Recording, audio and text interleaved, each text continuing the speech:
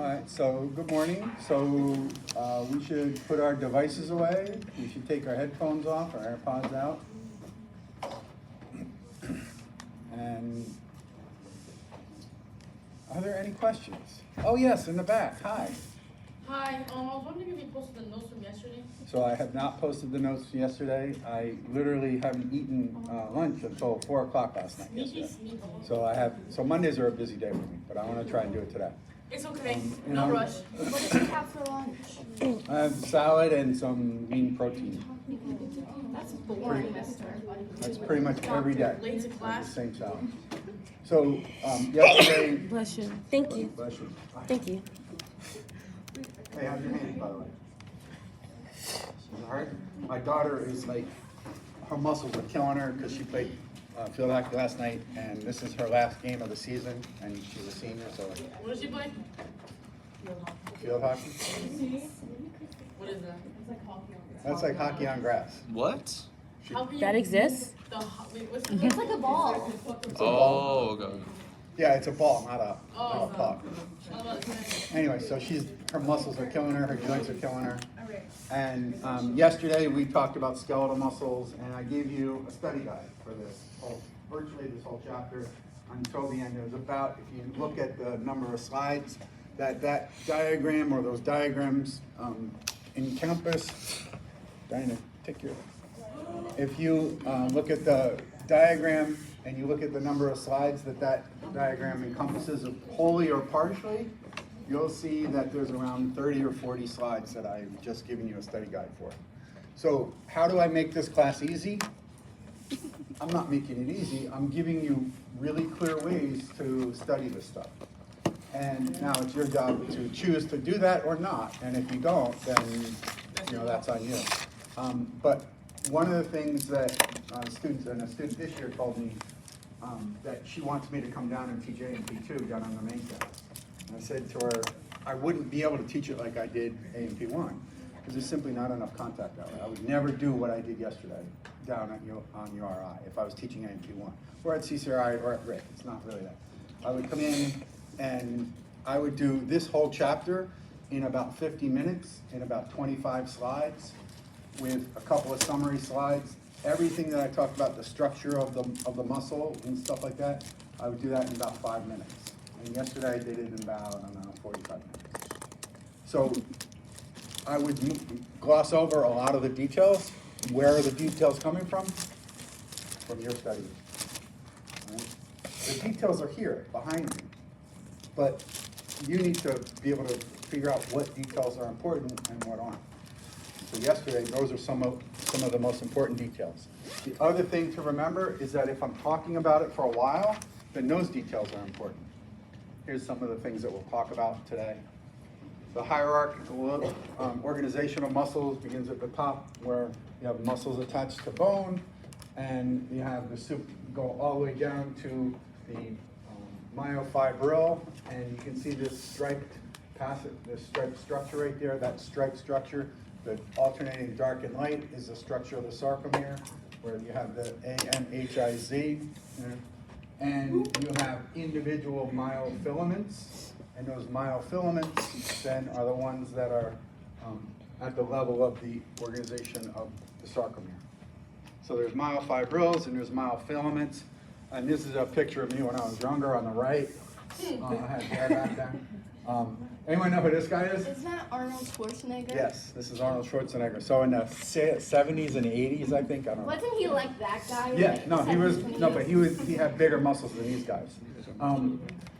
If you look at some of these muscles, you should not this week, but not this week, but next week when we do the Sindaver, right? We're gonna have to identify this muscle, and it's this part right here, and you see there's a little faint mark right there. There's that one and that one.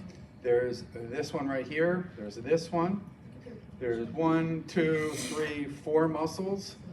And then on top of that, there's this one right here. This one right here, we already talked about, the deltoid muscle. You see that little bump right there, part of it. That will be the long head of the biceps. Do you guys have a question? That would be the long head of the biceps brachii. Here's the brachialis. Right? Here's the lateral head of the triceps brachii. You don't need to know that. The long head of the triceps brachii. You can't see from this view the medial head of the triceps brachii, but if you abduct rather your arm and then you flex, you can see from an anterior view the medial head, one of the heads of the triceps brachii. Inferiorly on the left-hand side, you can see some of the gluteal muscles, and then some of the leg muscles there. You can see there's a couple muscles, semitendinosus, semimembranosus. You can see part of the tensor fasciae latae, which is something you need to know. This part right here, this bulbous muscle right there, lateral, is a posterior view of an anterior muscle. And the reason why it's a posterior view on these guys, and most normal people, you wouldn't be able to see much of it. Anyone know what muscle I'm pointing to there? It's a vastus muscle. Vastus lateralis. So the vastus lateralis, this may be the gracilis. I'm not sure exactly, I can't really see it. And this is definitely the vastus lateralis. Isn't all 4 of those considered the hamstrings, or am I? Yeah, so the hamstring and the groin are general terms that are not, and then the quadriceps, the quads are another general term. They're not terribly instructive. They give you a general idea of where the muscle is, but not the specific names of the muscles. Once again, if you know this stuff really well, then the next question that we can ask then is, what is the origin, what's the insertion, and what's the action? So once you start identifying the names of the muscles, so for the deltoid muscle, we talked last week about the deltoid tuberosity being the insertion. That's the next level of detail that we're going to get to, or that you have to get to. I can't bring you there because there's simply not enough time. I talked yesterday a little bit about comparing the 3 different types of muscles. Skeletal, smooth, and cardiac rather. 2 of them are striated. The first and the third are striated or striped. 2 are voluntary. The second and third are involuntary. The smooth and cardiac are involuntary. So you can slow your heart rate down. You can't stop your heart rate. I think I told you guys already that when my daughter was little, she got mad at me and told me she was gonna kill herself by stop breathing. And so she was gonna hold her breath until she died, according to her. And so I said to her, okay, honey, I got you. I sat her down, I put some pillows on one side, put some pillows on another, and I patted her on the head, and I said, okay, go ahead. Oh my. She went like that, and she got really mad at me, and she survived. She's in 12th grade right now, so you guys know. But seriously, now she tried to stop breathing, so what happened? What would happen if she could go and lose consciousness? So she loses consciousness, right? She hits the pillows, right? And then what's gonna happen? She's gonna start breathing. She's gonna again. start breathing, right? Why? Because those muscles are involuntary, and as it turns out, depending on the muscles of the of respiration are something associated with the AMP2, but there's a combination of smooth and skeletal muscle there. So, like the diaphragm, it's involuntary, but you can take control over it? So that's one of the muscles that I'm thinking about, right? Is Okay. a combination of smooth and so I'm making these muscles seem that voluntary or involuntary, but in reality, there's multiple. Some muscles have multiple layers of coordination. Regardless of what we're talking about here, whether we're talking about cardiac muscle or skeletal muscle, we're talking about smooth muscle or the biceps brachii. These muscles, the only thing they do is they contract, they get shortened, and they get shortened in the same characteristic way. So we're just going to assume that the representative example of muscles are, the example is a skeletal muscle. That's not true totally, but it's certainly instructive. It's a huge part of the body. So that when you're talking about some of the functions, individual functions for a smooth muscle, all you're doing is you're closing off organ or vessels of some sort, or tubes. So if it's urine or the digestive tract, if it's other things, you're just closing off the tube. This idea here, this term autorhythmicity, that's another way of saying involuntary. And if you look at the prefix auto, doing it yourself, and rhythm, So there's automatic rhythm, and that's involuntary. So you should be able to know that vocabulary too. In addition, some of these, I will tell you when you're talking about skeletal muscle, that the only thing that causes skeletal muscle to contract is the nervous system, but there's other things in play, particularly the endocrine system, and that can also affect the contraction of muscles. And yeah, so that's that part. If you look at the pictures then of that on the lower part, this one right here is the picture that we're going to really focus on. This is an individual, well actually not individual, there's 1, 2, 3 myocytes or myofibers in this picture. And there's 1, 2, 3, 4 myocytes or myofibers in the bottom picture. The bottom picture is the one that you should be able to recognize this as being striated skeletal muscle. How would you know that if I showed you this, it's striated skeletal muscle? Because look at the long striped part of the cell, right? That go parallel left, or they're parallel and they're left to right. You don't see this very. This is smooth muscle. The smooth muscle is really short and stubby. They're a little bit like footballs shaped. Smooth muscle, all they do is the ends of the football come together, and so they don't have an origin and insertion.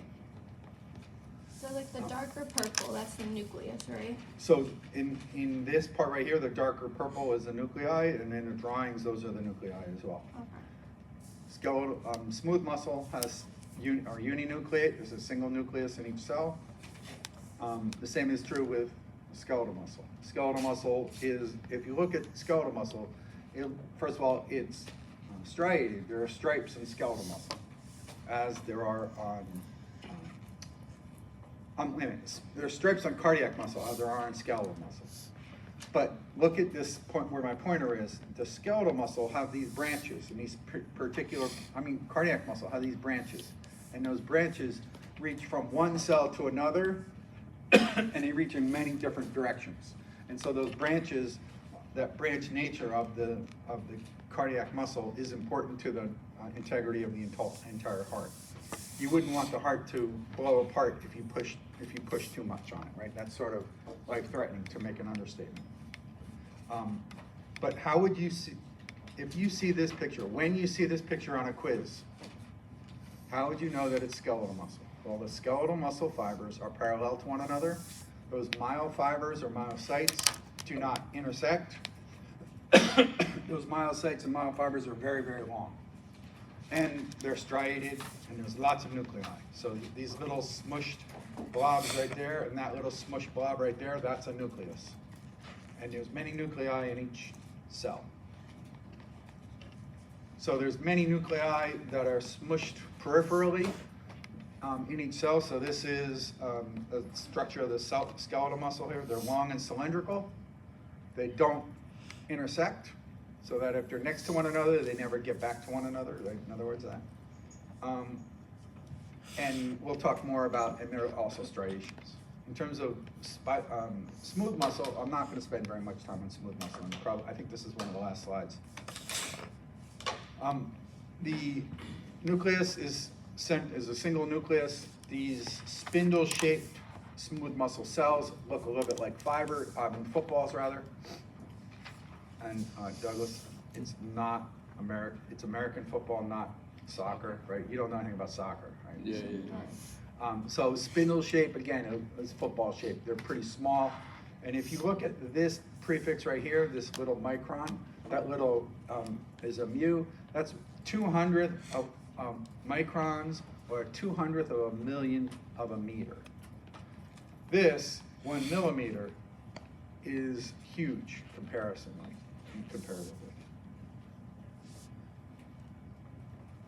Smooth muscle have these special characteristics called gap junctions. These gap junctions are specialized cell junctions that hold muscle cells together, and these are pretty strong. They're not nearly as strong as other muscle cell connections, and we'll talk about those in a minute. But one of the characteristics of smooth muscle compared to other two types of muscle is they are readily able to repair themselves. when I talk about cellular repair, what mechanism am I talking about? I'm talking about mitosis and cytokinesis. On the right-hand side, the cardiac muscle there, I said that they're cylindrical and branched, so the cardiac muscle looks a lot like skeletal muscle, except that they run into one another. The adjacent cells run into one another. Those specialized connections there between the cells are called intercalated discs, and they're found just in cardiac muscle. They have a single nucleus found centrally located.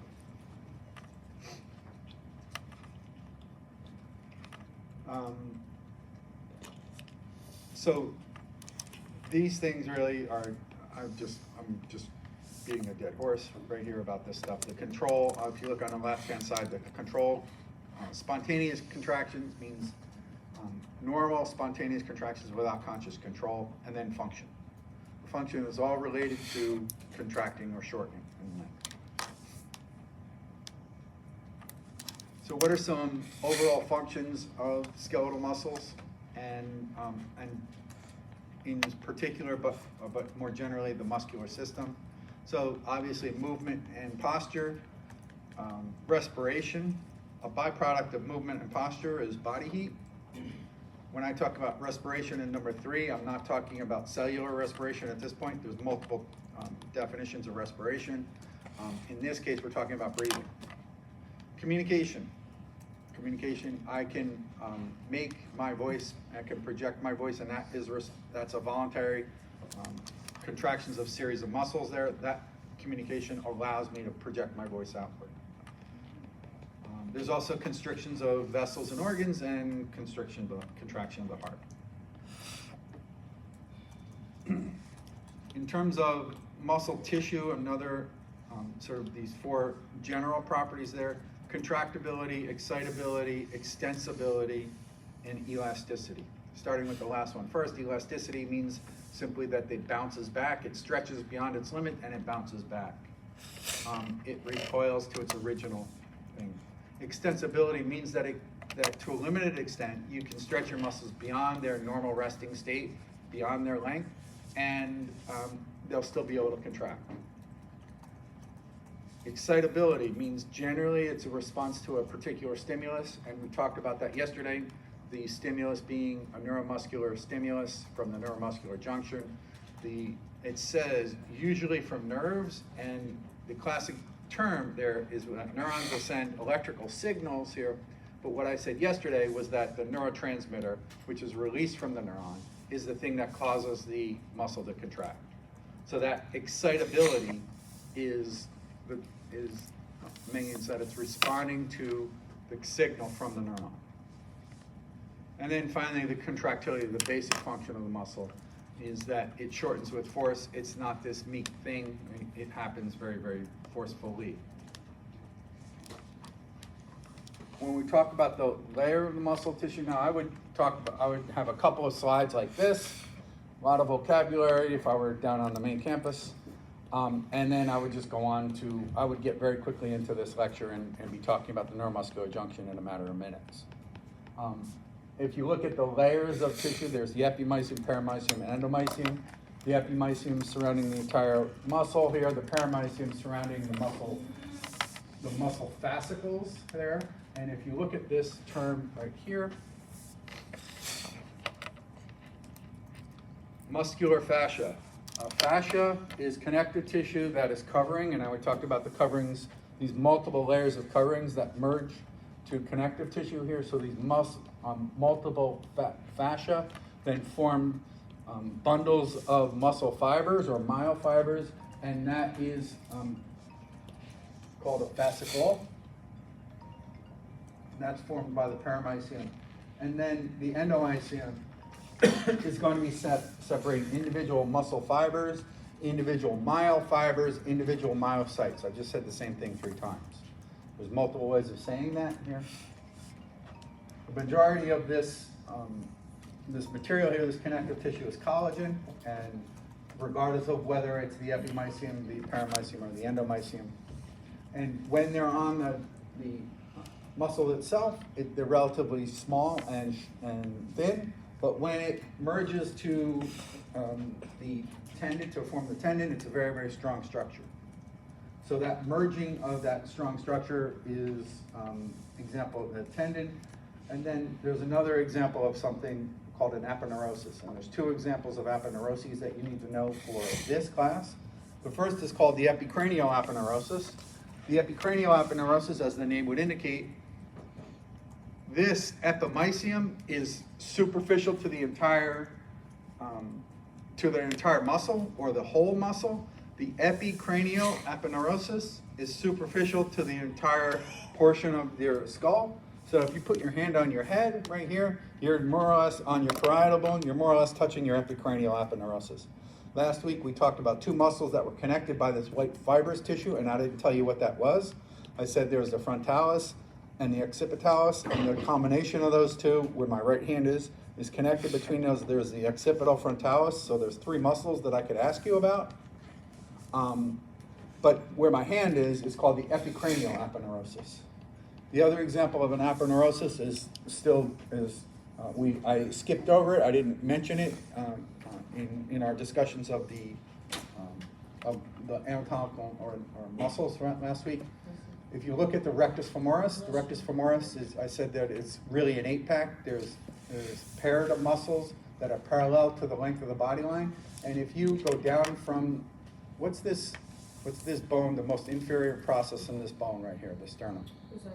So if you go down right from the xiphoid process and you go down to the pubic symphysis, there's your belly button's in between, and then that line right there is called the linea alba. That linea alba is another form of aponeurosis. So there's two examples of aponeuroses that you need to know. So those three things, the two aponeuroses and many different types of tendons, all those things do is you're forming a strong point of connection for a muscle to contract. In the case of the linea alba, you're talking about all the different layers of abdominal muscle tissue to contract, so that if you want to pull in your right abdomen, there's not a heck of a lot of bones to pull on. So what does it do? It pulls on the left abdomen by pulling on the linea alba. So if you try to pull on the right side of your abdomen, you can't. You're not pulling on muscles. If I'm going to pick up this coffee cup voluntarily, my deltoid muscle is going to be pulling up on the deltoid tuberosity, right? So it's pulling up on the humerus.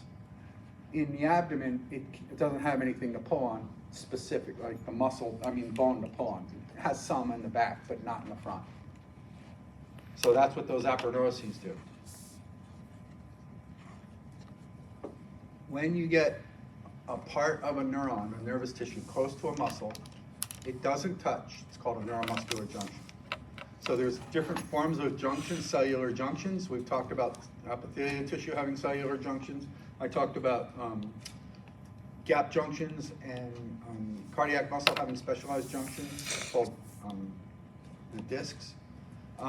These neuromuscular junctions are characteristic where you have a myofiber or a myocyte and a terminal axon. The terminal axon and the neuron, right now, they mean different things. Right? There's no question about it. In the next unit, we'll get into those different things. But for right now, we're just going to say the terminal axon or the axon is meaning that the particular type of neuron that we're talking about is a motor neuron. There are other types of neurons as well, and those motor neurons will branch, and there's multiple motor neurons will serve the same muscle. So there are multiple motor neurons that serve the same muscle. In addition, there's lots of blood flow there, and that extensive capillary bed provides lots of nutrients to the muscles, in particular oxygen for ATP production. And if you remember about ATP production from cellular physiology, from the respiration of cells, I should be able to ask any of those questions too, because this is really critical to muscle physiology. So these capillary beds also will, if calcium is in low supply, if amino acids are in low supply, anything else is in low supply but needed by the muscle, those capillary beds will furnish it in a normal, healthy adult. Here is a more or less a picture of what I drew yesterday. In this case, this picture, it looks like it's of the humerus rather than the femur. We have the superficial muscle there. There's the epimysium. Then a little bit deeper there is the next layer of muscle, the perimysium, and then individual myofibers is the endomysium. At the level of the perimysium, you're forming fascicles, and along with those fascicles, adjacent to those fascicles here, you have blood vessels here. In particular, there is arteries, veins, and nerves. Nerve and neurons are different. Those terms are different. They're related, but they're different. The other thing that I have really not drawn very well is that the muscle, I haven't mentioned the muscle fascia. There's another layer of superficial tissue that's additional connective tissue. So now you definitely should be able to recognize it here on the left-hand side. But if you look over here on the right, this is a cross-section of this. And this area right here, this sort of triangular area, is an individual fascicle. These fascicles are not always perfectly round like I drew them. So some of them are different shapes. So this is what you're doing here is you're taking a, let's say a tube of toilet paper, and you're looking at the tube sideways, and then you're looking right down the tube itself. Right, and that's what we're doing here on the left, on the right side, at low magnification, and this is at much, much higher magnification. If this is at much higher magnification, you still have lots of blood flow there. This little canal right there is will be capillaries. This is individual myocytes or myofibers. Those are individual muscle cells, and that's what we're looking at down there. In terms of development of the muscles, I don't know if I used this term myoblast yesterday. I'm not sure I did. The myoblasts are fetal muscle cells that are the ones that are responsible for fusion. And I talked about muscle fusion yesterday. So that when you talk about the muscles themselves, how do muscles grow to be so long and have multiple nuclei? 1 to 4 millimeters long is really, really long for a single cell. How do they get that long? Do they simply grow and grow and grow and have a single nucleus? No, there's not enough. A single nucleus can't control all that. So you have multiple nuclei, and those multiple nuclei are formed by, not from mitosis, but by adjacent cells being fused. And that's, again, in embryonic form. So whenever you see this word striations, you should mean that it's basically the organization of specialized proteins, that is to say the actin and myosin, that causes this period of dark and light areas. And I am a really extreme example of hypertrophy of muscles, because I have gigantic muscles that you saw a picture of me when I was going like this, right? I just don't want to show off, right? But hypertrophy means that muscle cells can get bigger. The muscles themselves can get bigger. Now, the mechanism by which they get bigger matters. Right? You do not increase number of muscle cells. Right? You can repair current muscle cells if they're damaged. You do not replace those muscle cells. Right? So if a muscle cell gets killed and gets removed, how does the body respond to that? Well, they can have hypertrophy of muscle fibers, and it's muscle fibers an individual cell. So if this one dies, let's just take this one out. Now we have a space right here that needs to be occupied. How is that going to get occupied? Well, one way is that this muscle could replicate. It could go through mitosis and cytokinesis and replace it. That's what happens in the skin, and that's not what happens here. What would happen here is this muscle would get bigger, and this muscle would get bigger. How are they going to get bigger? Through protein synthesis. What are they going to make? The 5 proteins that we talked about in the sarcomere. At least, right? In addition to other structures too, in addition to other cellular structures. When we talked about the cellular structures of the SR, the sarcoplasmic reticulum, the terminal cistern, the sarcolemma, and the sarcoplasm, all of those things have to get bigger. So these cells would get bigger and would get occupied. So those pictures of those bodybuilders there, they don't have more muscle cells than you guys, or me. They have bigger individual muscle cells with more protein. And so this thing right here, the number of fibers, the number of cells remained relatively constant after birth. But they get bigger, or unfortunately they get smaller due to lack of use. If you look at all these terms right here, so there's the sarcolemma and the sarcoplasm, stuff we've already talked about. When you talk about histology of muscle fibers, that means it's the stained slides of muscle fibers. Again, the sarcolemma and the sarcoplasm, the plasma membrane, and the cytoplasm or the cytosol. The sarcolemma is merged with and fused with, really intimately related to the sarcoplasmic reticulum. And that sarcoplasmic reticulum has a couple components of it. It has these transverse tubules, or these sort of inward folding of the sarcolemma. And so for this class, if you're talking about muscle physiology, cellular structure of muscle physiology, then you get, there's a difference between transverse tubules and SR. I'm saying that the SR for this class and the transverse tubules are the same thing. The transverse tubules are part of the SR. The SR have these terminal cisterns, and those terminal cisterns here are part of these tubules, T-tubules. And I mentioned yesterday a triad, I think, and I don't know if I talked about the associated T-tubules. So generally the term triad means there's a group of three things. There's multiple transverse tubules that then feed into or communicate with the terminal cistern. And the terminal cistern is where you have the stored calcium. That stored calcium there is the next chemical, or is the chemical that releases when stimulus is appropriate. This is a portion of a myofiber or a myocyte. Once again, it's the same thing. If this is a portion of the myofiber or the myocyte, then this right here is the sarcolemma. And superficial to the sarcolemma, so once again, the sarcolemma is the cell membrane of the muscle.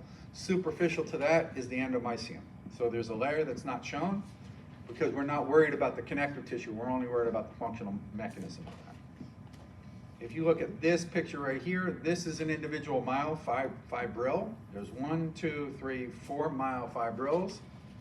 I didn't, in my drawing yesterday, draw lots of mitochondria. There are a ton of mitochondria there because you need to have enough mitochondria to function. This really well-developed sarcolemma is continuous with the triad or the transverse tubules, and those are continuous with the sarcoplasmic reticulum.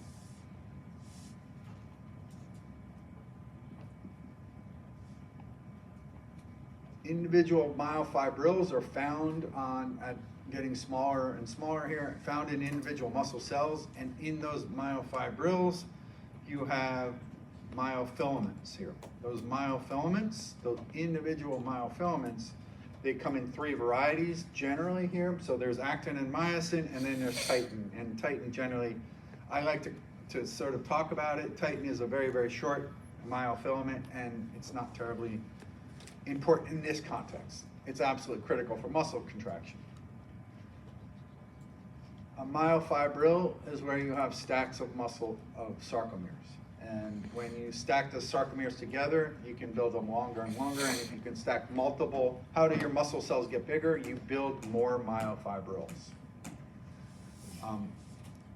Those protein filaments, when you organize them in a particular fashion, they become sarcomeres. And the term for sarcomeres is the functional unit of skeletal muscle tissue. So you have the end of one sarcomere connected to the next, and the end of the next sarcomere connected to the third, and so on. The functional unit of the sarcomere, I think, is what we're going to talk about next. We're going to take a break here and just go back and review. We have the whole muscle surrounded by the epimysium and then superficial fascia here. Individual fascicles are divided there, and I talked yesterday when we went to my virtual tour of KFC, and I was talking about pulling the skin off. So the skin would be superficial to the epimysium, and the connective tissue of the epimysium is gonna get degraded from the cooking. And then individual fascicles will be able to pull apart, and then you get to eat it. Those individual fascicles, every once in a while, you can have a single strand of muscle, and those single strands of muscles will be the muscle, the muscle fibers right here. And those individual muscle strands then themselves have fibers, and those things have fibers. So one thing has fibers, and the next thing has fibers, and the next thing has fibers. They all have fibers. They're all parallel to the length of the muscle length. That is to say, the origin and the insertion. Bless you. And those myofilaments, once again, remember the prefixes and suffixes. The myofilaments here are the proteins that make up, and when they're organized, to make up a sarcomere.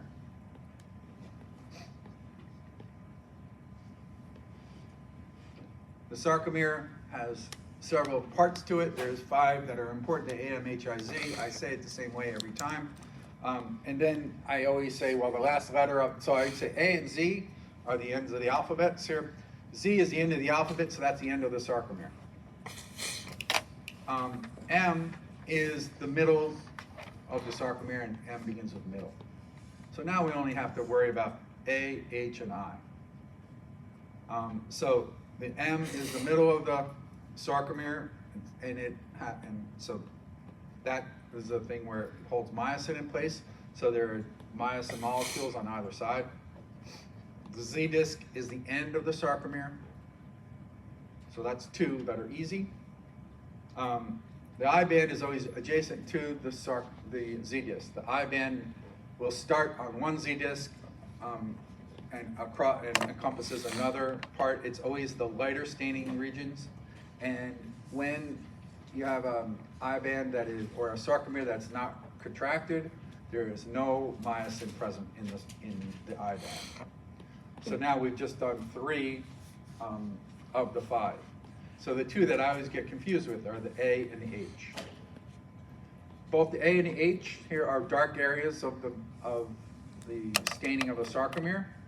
The H zone is the area on either side of the middle of the M line. The H zone has only myosin, and again, only myosin when it's relaxed.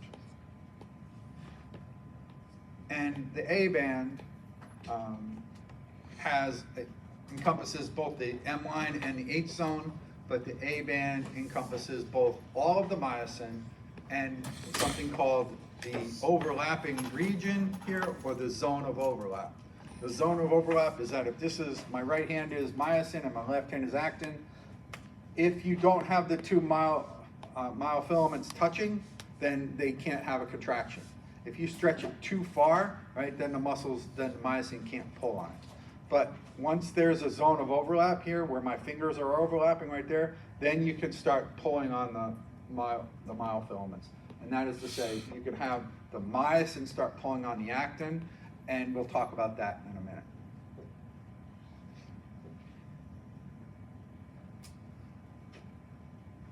I talked about 2 of the proteins there. The 3rd one is titin here, and titin is the one that is connected myosin to the Z discs. Right? And if you look right here, there's also titin connecting actin, but I ignore that part, because if you draw multiple sarcomeres rather, the books will always say that there's an actin is continuous with one and with the next one. So don't worry about that. Once again, there's a thick myofilament and thin myofilament. I don't think that I went, if you look right here where my pointer is, the myofilament, the thick myofilament myosin has myosin heads, and so there are bumps on it. And I don't think I drew those myosin heads yesterday, but there's that too. And once again, when you see drawings of the sarcomere, you only have to recognize and label drawings of the sarcomere when it's relaxed. You have to be able to identify whether the sarcomere is relaxed or contracted, and how do you do that? If you look at where this is the M line right here, where my pointer is, if there's go to the left or the right of the M line. If there's no actin, and there's no actin right here, this is a relaxed sarcomere.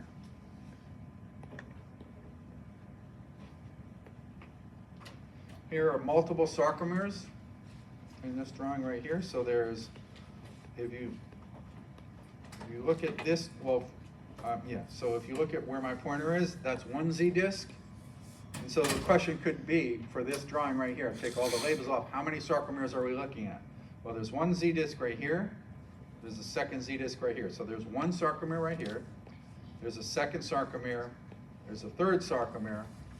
And then at the end, this continues on. There's a fourth sarcomere on the right side. There's a fifth sarcomere on the left side. So there's more than, so there's parts of 5 sarcomeres. And I just chose to draw 3, right? If you look at the individual sarcomeres, and instead of looking down perpendicular to the length of the sarcomere, and you look down the tube, like you're looking down that toilet paper roll, this is what you'll see, going left to right here, depending on where you are. If you are in the area, and if you look at that blue line right there, that blue vertical line, if you take a perpendicular view of the sarcomere in the I band, you see just thin filaments. There's not a lot covering there, and that's what my pointer is.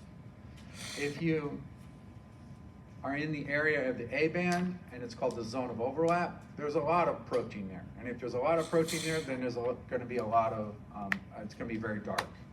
That A band has both actin and myosin. The H band has just myosin. And then the M line is just myosin as well. I wouldn't ask you to distinguish between the H band and the M line, or the M band. I would ask you to identify the H band, the A band, and the I band, those 3. If you're looking at perpendicular. Now, so that's one way to do it. Another way to do it is if you look up here at this portion of the picture, I have this blowing up a minute. And so this is a photomicrograph of an individual muscle sarcomere. And we'll talk about what that is in a second here. Then we're going up to the level of multiple sarcomeres here, and these are myofibrils. And then right up here, this is a myofiber, or a muscle cell. Okay. So I'll get more back to the structure of the sarcomere and what it looks like in a minute. But before I do that, I mentioned that the proteins themselves, there's 5 total proteins, and 2 proteins that I haven't talked about are troponin and tropomyosin.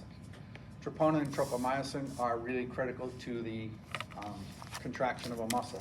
If I walk over there, if Rochelle walked over to the light switch has a dimmer on it, right? So it can go up and down, and our muscles don't have that dimmer switch. We have the ability to contract partially, but an individual sarcomere contracts all or not at all. It's either contracted or not. The lights are on or the lights are off. The troponin tropomyosin complex are the 2 proteins that determine whether the contraction occurs or not. It's a little bit more complicated than that. So this regulates the active site, and this term active site on actin actually comes in 2 different varieties. There's G actin and there's F actin. G actin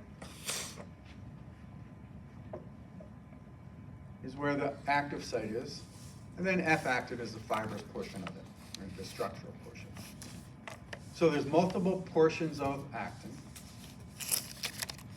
The most important of which is that there's the active site on actin. And when that actin site is covered, the sarcomere relaxes. When it's covered by tropomyosin and troponin. The way that it does it, these troponin and tropomyosin things work together, these proteins work together. The tropomyosin widens around the F actin, that fibrous actin, and then the troponin binds to the second site, binds to the active site, I'm sorry. So one part of troponin binds to the active site, the other part of troponin binds to tropomyosin. So as a result, I call it the troponin tropomyosin complex. They work together, in other words.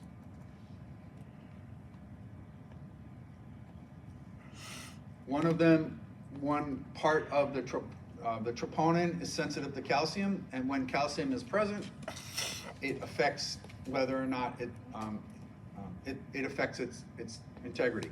And so as a result, when calcium temporarily bonds to troponin, right, it changes the nature or the covering of the active site, and it exposes the active site. So troponin changes because of the presence of calcium. And when it changes, it then allows myosin head, provided that ATP is present, it allows the myosin head to grab that active site.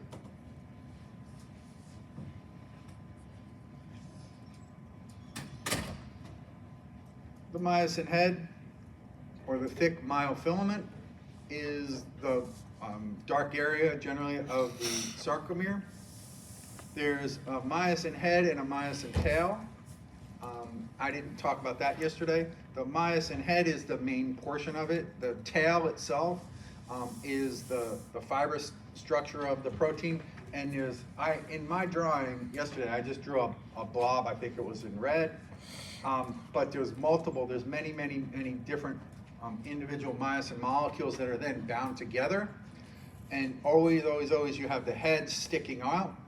And the heads, the way that they're sticking out is that they're sticking out. If one part of it, my left leg is oriented towards the M line, and the heads are always ready to grab the actin. They're always reaching towards the Z disc.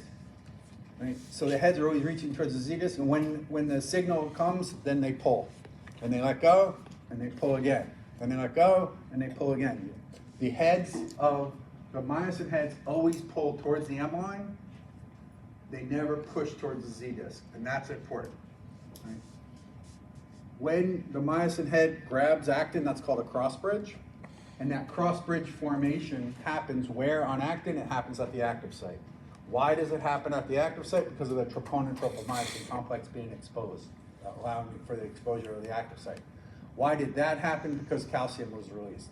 Why did that happen? Because you have ACH that was released from the motor neuron. What I just did in that scenario there, I talked about this thing right here, the active site, and I just went backwards in the skeletal muscle contraction in the steps. Yesterday I went from releasing of the neurotransmitter down to this level right here, and so I went in that. You should be able to go backwards in these steps and forwards. I mentioned ATP. ATP is critical because without ATP present, the myosin heads aren't going to pull on the actin. Myosin heads, I mentioned, have this hinge area, and they reach over and they grab it, and they always pull towards the M line.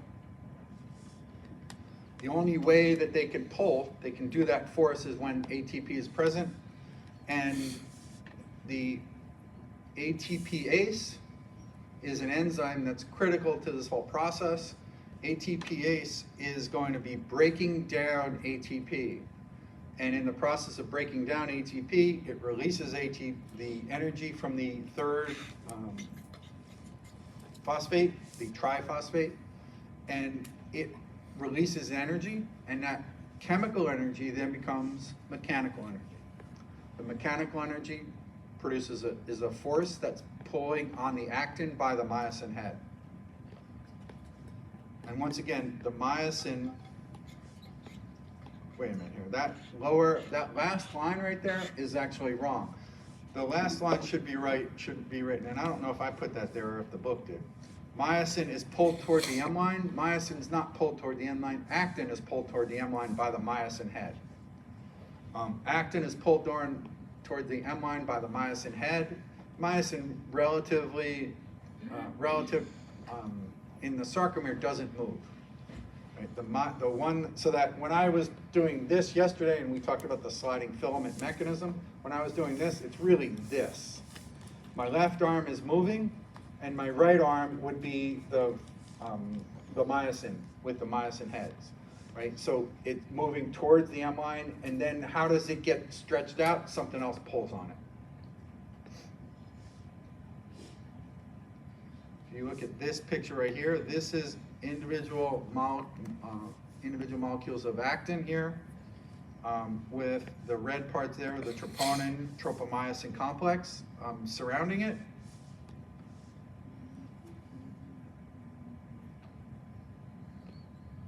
And what I want to do, let's see here. It's about 9:30. Let's take a break. But before we take a break, if I didn't do yesterday's lecture, hopefully some of this is familiar. If I didn't do yesterday's lecture, how many of you would be lost right now? Right? Probably everyone. Right? If I didn't do yesterday's lecture and you didn't study and you didn't preview, right, you would really be lost. If you previewed, you hopefully would have been able to follow through some of this. Right? The terms that I'm using are redundant between what I talked about yesterday and today.